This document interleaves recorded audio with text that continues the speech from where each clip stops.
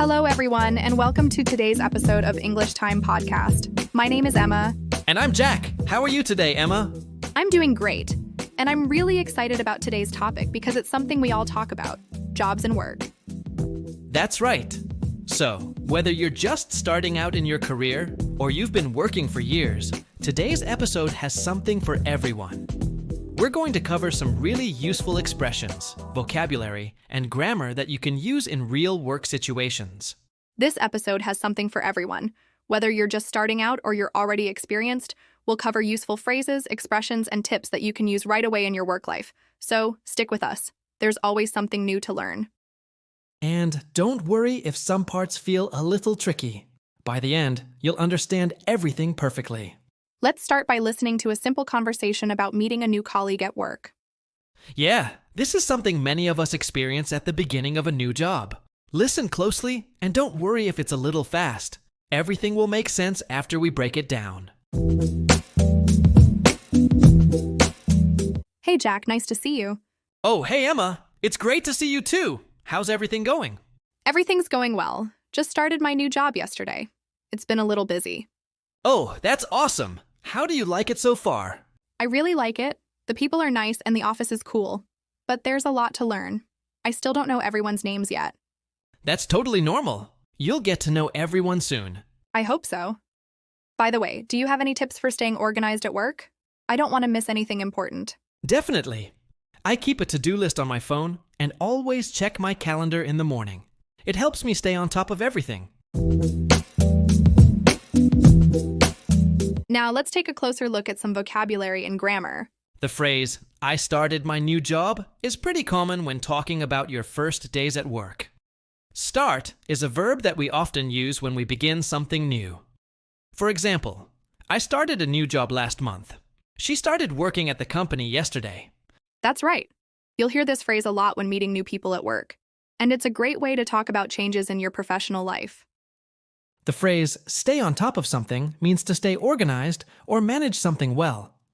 For example, I always stay on top of my emails, so I never miss an important message.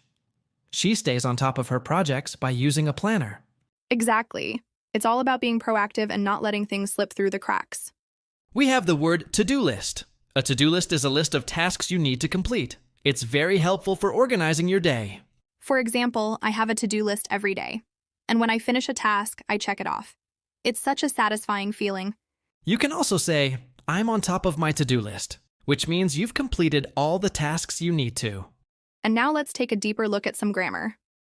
In the conversation, we use the present perfect tense. We said, "I've started my new job." The present perfect is a great way to talk about actions that happened in the past but are still relevant or have an impact now. Exactly.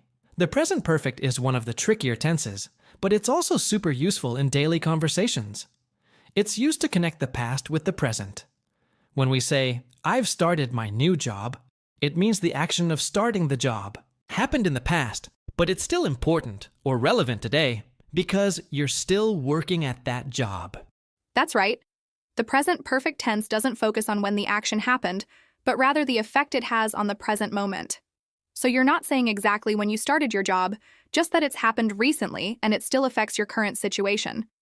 Exactly. Now let's look at a few more examples. One example is, "I've worked here for 2 years." This means you started working at your job 2 years ago, and you're still working there now.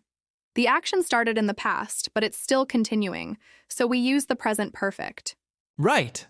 Or another example could be, "She's just finished her presentation." In this case, just shows that the action happened very recently. It's not about when it happened, but the fact that it has just been completed and is still important now. Another thing to remember about the present perfect is that we often use it with time expressions like for, since, just, and already. For example, "I've worked here for 2 years" uses for to indicate the duration of the action. "I've just finished my report" uses just to show that the action was completed a very short time ago. Another useful expression is since. For example, "I've worked here since 2019. The word since is used when you mention the exact time or point in the past when the action started. Exactly. And don't forget about already and yet. For example, I've already completed my tasks.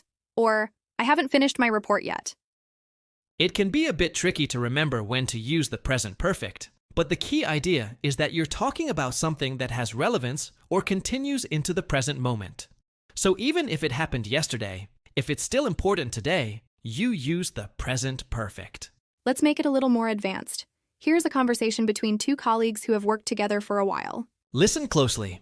This conversation will use more advanced vocabulary and expressions related to work and jobs. Hey Jack, I heard there's a new project coming up. Have you heard anything about it? Yeah, I did.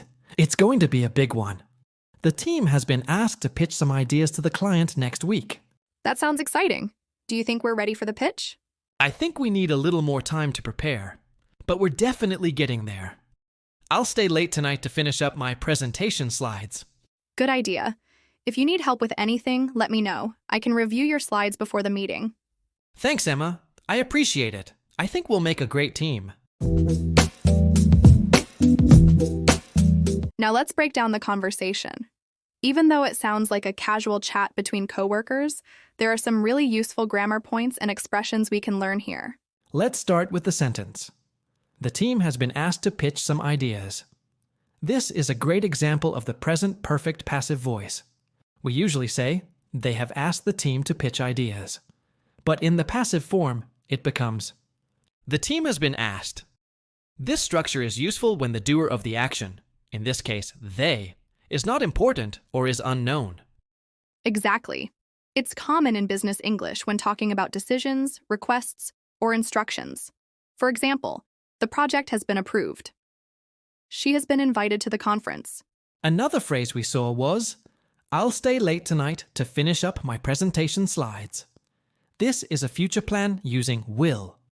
Very natural in workplace conversations when someone makes a decision at the moment of speaking.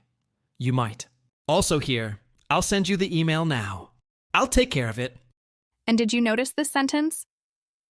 If you need help with anything, let me know. That's a first conditional sentence. It's used to offer help or make suggestions in real situations. The structure is, if plus present simple, will or can plus base verb. Examples.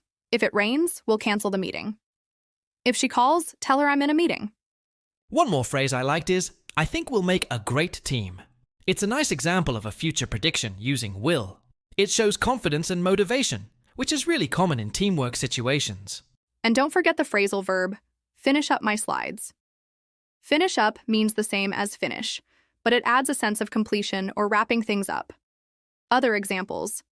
Let's wrap up the meeting. I'll clean up the kitchen.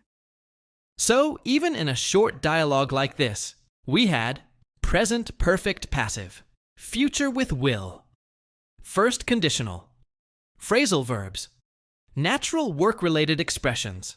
Great job if you caught all of that. Rewatch the conversation again and try to listen for these structures. Then try making your own sentences using them. Now, let's take a closer look at some vocabulary. The phrase pitch ideas means to present your ideas to others, usually in a professional setting. For example, if you have a new business idea, you might pitch it to investors. Or, as we saw here, Jack and his team are pitching ideas to a client. And the phrase stay late means to work after your regular working hours, usually to complete a task or meet a deadline. For example, I stayed late last night to finish the report. Now, let's take it to the next level. This is a more advanced conversation, and it's about handling a difficult situation at work. This conversation includes some complex expressions and vocabulary that you might hear in higher-level work environments. It's about a situation where one of the colleagues is facing a problem with their manager. Hey Jack, have you had a chance to speak with Sarah about the new deadline? Yeah, I talked to her yesterday. She's feeling a bit stressed about it. She mentioned that she might not be able to finish her part of the project on time. Oh no, that sounds tough. How are you handling it? Well, I've been trying to help her with the workload.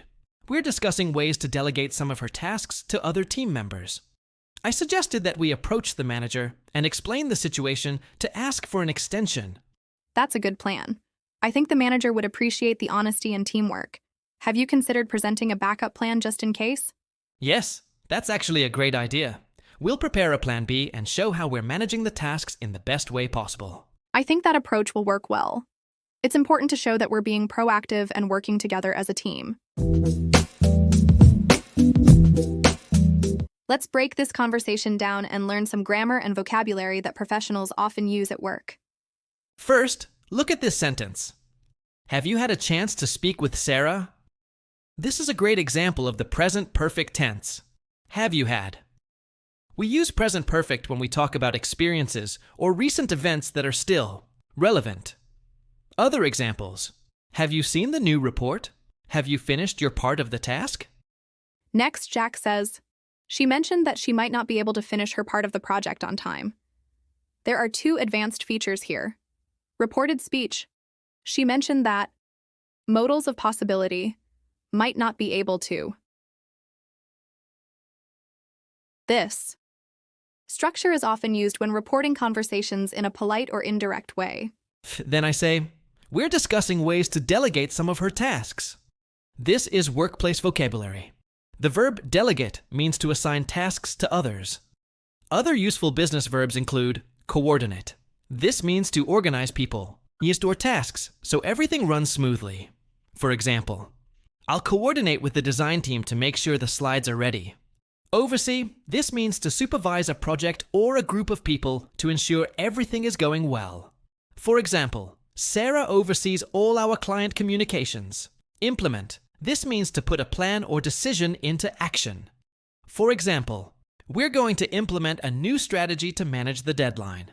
Then Jack says, I suggested that we approach the manager. Here we have the subjunctive mood. Suggested that we approach, not we approached. This is a subtle but advanced grammar point. Also, the phrase approach the manager is a polite way to say talk to in formal settings. Emma then says, have you considered presenting a backup plan just in case? Consider plus verbing is another advanced structure. Have you considered applying for a new role? Have you considered moving the deadline? And the term backup plan is a common phrase in professional English for plan B or contingency plan. Finally, I say, it's important to show that we're being proactive. Proactive is a key word in business English. It means taking action before a problem gets worse. Synonyms or related terms. Take initiative, be solution-oriented, show leadership. So in this conversation, we learned present perfect, reported speech, modals of possibility, delegation vocabulary, subjunctive structure with suggest, business terms like backup plan and proactive. Pretty useful, right? Now try to use some of these structures in your own example. Imagine you're discussing a work issue. How would you suggest a solution using, I suggested that, or describe someone being proactive? Now, let's take a moment to continue our story from earlier. In the last part, we saw Jack and his team preparing for an important pitch. But now, things have become a little more complicated with Sarah's situation. Right, and we're trying to figure out how to keep the project on track, despite the challenges. But as we've learned in this episode, using the right phrases like handle a situation and delegate tasks can make all the difference. Exactly. And when things don't go as planned, showing leadership and teamwork is key. By preparing a backup plan, you show that you're proactive and ready for anything. And that's what makes a great team. Even when faced with difficult situations, we support each other and work together to find solutions. Exactly. And this is something we can all apply in our daily work lives. No matter what challenges come up, using the right vocabulary and taking a proactive approach can help us manage everything smoothly. So, in today's episode, we've covered a range of vocabulary and expressions that you can use in different work situations, from simple to more complex scenarios.